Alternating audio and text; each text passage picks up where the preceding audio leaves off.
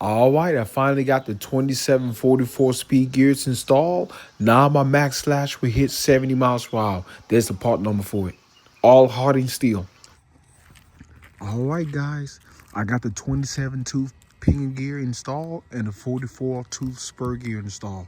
All hardened steel. Now it's gonna hit 70 miles per hour. There's a one pin. I moved it over to measure the gears correctly.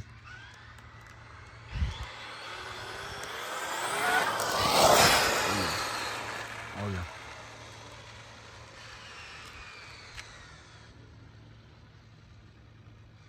Yeah, she ready. She ready.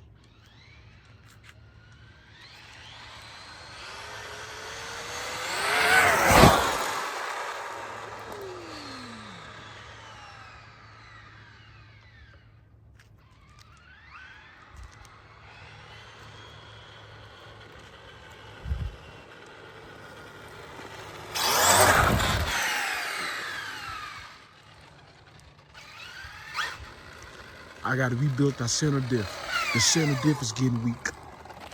I cut those holes right here. There you go.